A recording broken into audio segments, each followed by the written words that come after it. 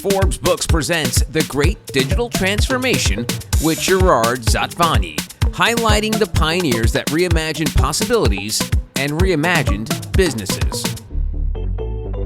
Hola, I'm Joe Pardavila, and Gerry and I are pleased to welcome Madeleyne Vivanco, a global IT executive and CIO. Madeleyne is currently handling the retail portfolio of Stern Partners in Canada, and we'll be talking about the impact of creating a strategic technology plan that can give you a 360-degree view of your customers. Hey, Gerry, good to see you once again in Chicago. How's things going out there in the Windy City? Beautiful sunny day. We are having a lot of fun here at Connections with Salesforce. A lot of interesting conversations, many interesting people, and it's fun to be back and meeting people again. So it's amazing. Absolutely. It is funny, though, from our conversations, Gerry, you're one of these people that is pro, work from home, let people work their own thing at home, not worry about coming to the office. But you really loved hanging out with folks in your industry face to face. Well, I mean, you have to balance it, I strongly believe in having a good balance between actually having face-to-face and meeting with people and then also being remote whenever it makes sense. So it's really about what makes sense, and you can do both very effectively. Excellent. Well, today we are joined by Madeleyne Vivanco. She's a global IT executive. Madeleyne, welcome to the podcast. How are you? Thank you. I'm very well. Thank you for the invitation. Very happy to be here. Oh, well, that's wonderful. Well, let's start things off. Basically, let people know who you are. I understand you've been in this business for a long time. You started out in Mexico, ended up in Canada, but you work now with Stern Partners. So can you just give us a brief kind of the recap of what you're doing there in your career? Absolutely. So I am the Vice President of Technology. My organization has been just centralized under a shared services, construct. And my organization enables and supports the largest portfolio of Stern that is comprised of 6 different retail companies. Wow. Okay. And do you want to plug a couple of those retail companies in case we got some Canadians watching? Yeah. So we have fashion retail like Ricky's, Cleo, Suzanne's, and we have Urban Barn, that is a hardwoods, retailer. So that's pretty much, 5 of them are fashion retail, and the one Urban Barn is hardwoods. Awesome. All right. Well, we're going to get into a lot of retail digital transformation in a minute, but I always like to start this out with the hardest question, Madeleyne. And it's always the one where people are like, oh my God, this is so hard to answer. But digital transformation, this is what the podcast and what, Gerry's mission is all about. When I say those 2 words together, digital transformation, what does that mean to you? What it means to me, it's really about bringing a new capability that is transformative to a business that would either increase a new revenue stream or change or modify to the core the way things work, obviously enabled by technology. The concept has been, in the industry for a long time with different names. And we always use technology to make improvements, to drive efficiencies, to do marginal improvements of how we do work. To me, that's, driving efficiencies, but transformation is really calls for a more fundamental change on how the business, creates more revenue or, operates. So that's basically, for me, it's a lot about the behavior that is enabled by technology that results in a fundamental change in how, the business runs. Gerry, did she pass the test? Was that a good answer? Wow, that's an amazing answer. I didn't know I wasn't doing a test. It was a really good answer. It's really about imagining all the possibilities that the technology can do, all the new opportunities, and then apply it to the business, transform what you are doing significantly from ground up. It's not just tinkering here and there or just digitizing some existing processes, but really transforming the way you work. Like we had all the remote work that has been brought into reality by the pandemic, and it was really transformative. But there are so many other things, like in the way we shop, in the way we interact with companies, in the way, like even a shopping assistant could use a WhatsApp video to assist somebody on the other side of the country. These are all possible because technology makes it possible. And all these transformative things can be done if you open your mind and think, why not? Why? Let me think about it. Let me see how we can reimagine our way of working. And Madeleyne, it seems as an outsider myself that the retail space has always been the best of the best of them, have been forward thinking when it comes to digital transformation, even before the pandemic. Obviously, the pandemic accelerated a lot of things that we've discussed in previous episodes. But talk to me about the sort of the mindset of retail to embrace digital transformation. I think, for retail, it's really more about survival, right? The pandemic showed us that, we have to think differently. And I can tell you, at least for the companies that we have, and in general for retail, is more about seamlessly looking at and again, another concept that has been there for a long time, omni-channel. How do we really converge, the experience of our customers, regardless of where they shop, regardless of where they are in their lives? How do we better understand them, engage them, and really create those meaningful connections with them, either from a brand perspective, but also from a customer experience perspective? And that's where we bring the digitization component of it, right?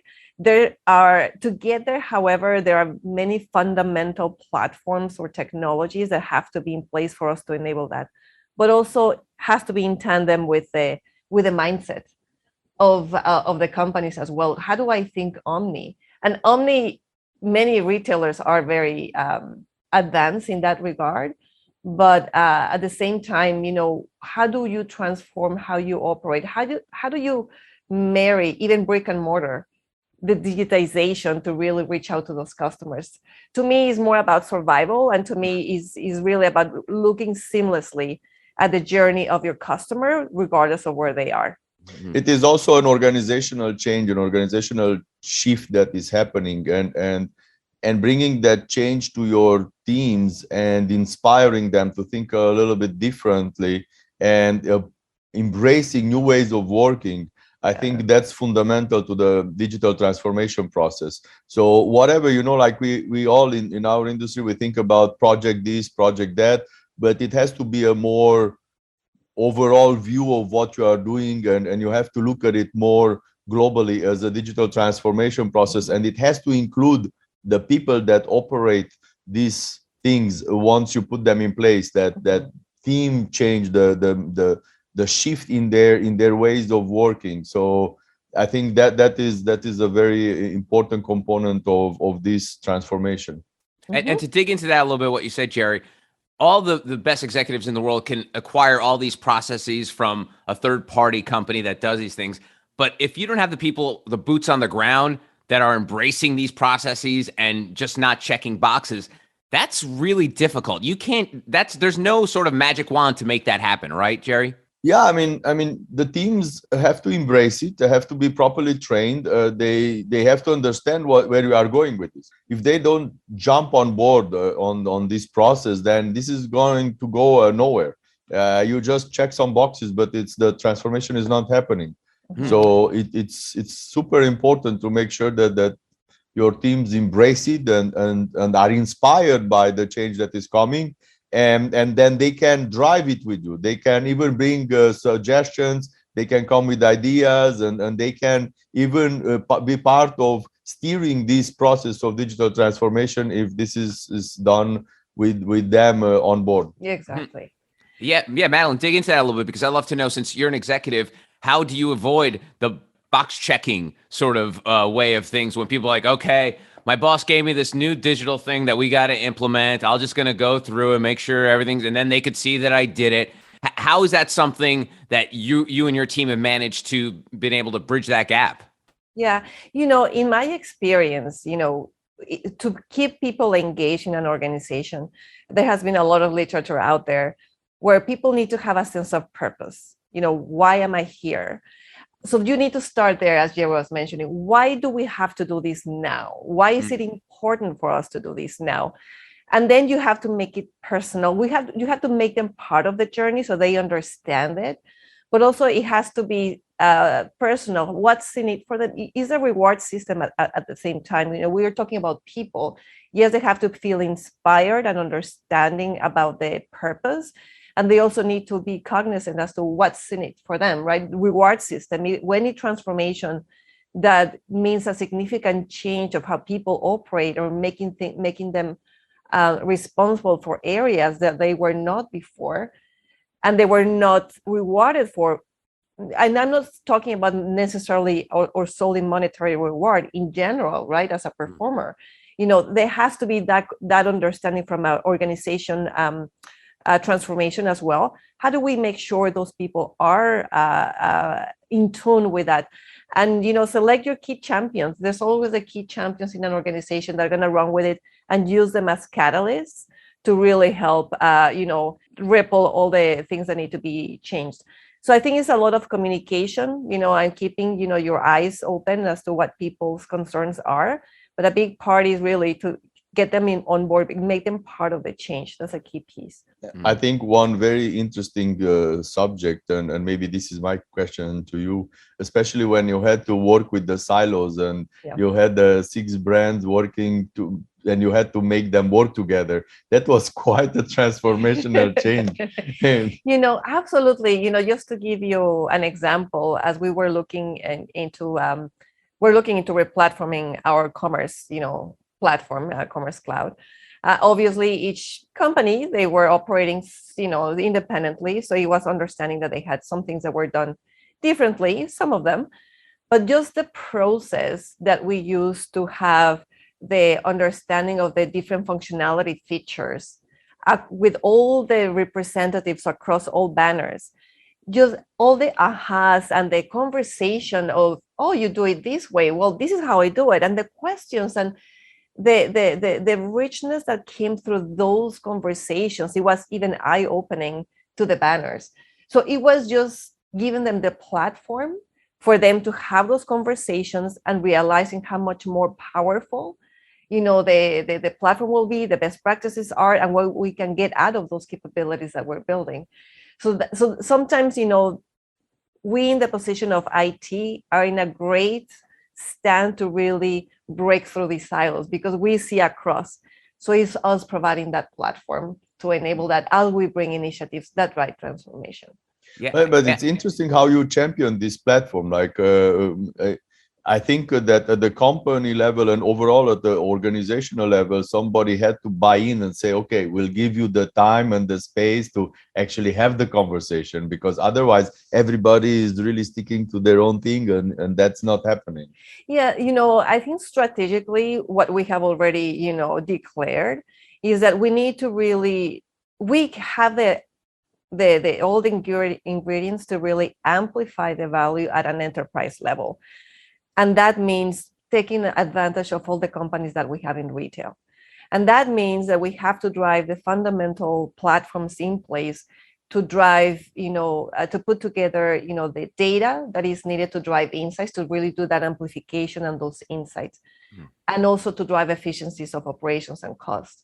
So directionally, we said, we're going to standardize, we're going to simplify our ecosystem, and that will put us in a much stronger position. That's where we start. Let's start with our, Commerce Cloud, instances. And that has been, we already said, this is a platform that we're going for. We're going to go to the latest version in an architecture that allows us to understand our customers across all the companies. So we have gone through a very fundamental understanding and decision making on how we're going to construct our instances, or how we're going to create global views of features to increase our speed to value, and then be able to see our customers across the companies. And Madeleyne, were there any hacks that you discovered when it came to integrating all these 6 brands, the half dozen that you were dealing with, that could be fruitful for someone else who might be going through the same thing you're doing? Was there one little thing? I mean, obviously you talk about the importance of the human connection, but was there something that you learned that you're like, oh, I'm glad I did this step because it helped bring everyone together? I think one key that I don't know if I would call it hack, but in my experience, something that has helped us is, because we are a centralized organization, and any organization that has a central shared services as IT, would have something like this in place. You are really funneling all of the different, needs or aspirations from the companies. And when you bring them to bear and you share it in a context with across the other entities, in our case we have an IT security council where we have the executives across all of the entities. So we go through a criteria prioritization, business value, ROI, et cetera, but we bring these ideas, and there have been situations where, oh, we would like to have this as well in our other entities. So that conversation that has been proven very helpful. And obviously now it's a matter of how fast can we get this done, and how quickly we can launch it to market. But is really bringing visibility, hearing what's an idea in one area, and then put it out there with the rest of the executives. If it's an enterprise idea, let's go for it. And that's something that I also observed in my other roles that I had before at a global scale, is the same thing. Because the ideas that may come in one area may be not unique in that area. There might be other ideas, the same idea in other places, but they have not come or shared together. So it hasn't become a bigger idea that you can really translate into a transformation. Mm. And I was curious, with fashion and retail, it's all about speed. Styles and fads come and go, so you always have to be moving pretty quickly. How important is speed when it comes to IT and integrating all these different sort of retail chains that are, if this shoe is popular now, we got to make sure we get that. We got to get that on the website, get for sale. The speed has got to be probably one of the biggest factors when it comes to succeeding in this digital transformation, right? Yes, absolutely. And that speaks to really having the proper platforms and the proper, means for the different functions that have to act with that speed to be able to do their jobs. And that means you have to have, stabilization, but also all these tools that give you some, notion of usage of artificial intelligence to be able to also have a better way to predict what is the right fulfillment, what is the right planning, what's the right information that we have, so that you can, create more meaningful and more agile decision making for the retailers. But that is only possible when you have your core platform underpinning that, in place. So it's a great tension, because at the same time you're working on your base, but you'll need to start thinking about those other functionalities and tools that will give them the speed that they require. You are talking a lot about insights and data, and you're talking a lot about decision making. How do you deal with data and decision making in your everyday life? Oh, well, that's an area that we are working on to create more in an enterprise level. At the moment, that's the whole point of having a simplified ecosystem of your technology, right? So you don't have a lot of trouble looking at the data that you require. So at the moment, the companies in an unideal way right now, where they're having looking at their data. But as we bring new technologies, or as we drive our initiatives, we are making sure that we do it in a way that we have that foundation in place. All the Salesforce clouds that we have right now implemented.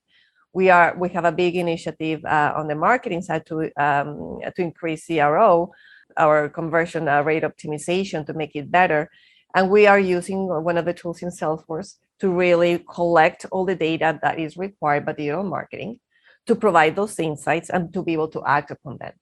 And we're in the process of creating a business intelligence strategy that actually speaks about, what are the key, insights across the different, lenses of customer views, executive view, operational view, frontline view, so that our organizations can more meaningfully, act upon. So not only, this is how we did last week. Oh, well, that's good. So what are we going to do now differently? So having that ability to provide that information with the different technologies that we have at the moment is going to be an interesting ride, but that's something that we're working on. How big of a challenge do you think is going to be data and looking at the data and business intelligence moving forward in the industry? Well, it's going to be a big challenge, because we're talking about different platforms, and just having a proper sound structure of your, whether if it's, data management, who is going to clean the data, where are you going to source it? And it's going to be a big deal. And you know what? It's also going to drive some transformation as well from a processes perspective. Just looking at our inventory, for example, it's a big part of the visibility in retail. So how do we account for inventory? How do we manage our shipments and warehouse, how do we capture them in a way that we can actually have the visibility that we require? So we need to think about as how we render that information, the data, wherever it's coming, has to be agnostic somehow with where it's coming from. So we have to have a way to bridge that gap, knowing that our end state in terms of platforms is not ideal yet. So it's going to be based, the approach that we're going to be using is based on what is going to be the most important part for us to start with when we think about omnichannel. Right now is our key priority, omnichannel. So what does that mean in terms of data availability, and then being able to provide it to our banners? Yeah, I think like in general in commerce and retail, I strongly believe that the main key component will be matching properly what the customers want and what you can carry in your inventory, what you can sell to them. Because if that match is well done, then you don't have to discount.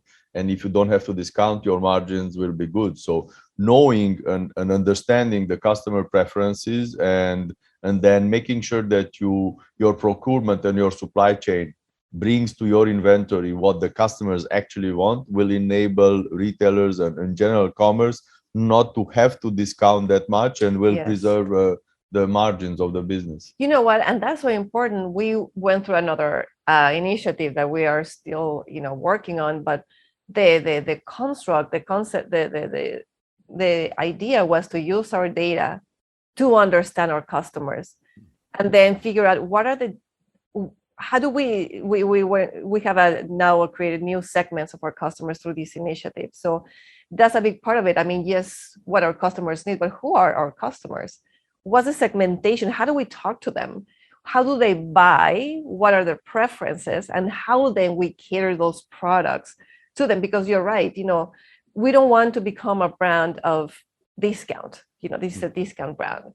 And there's, many other examples in other industries where having that sweet spot as to how much you discount, how you create loyalty, how you have the right customers to identify with your product in a way that is, you meet the needs of your customers, but also you are profitable at the same time. Yeah.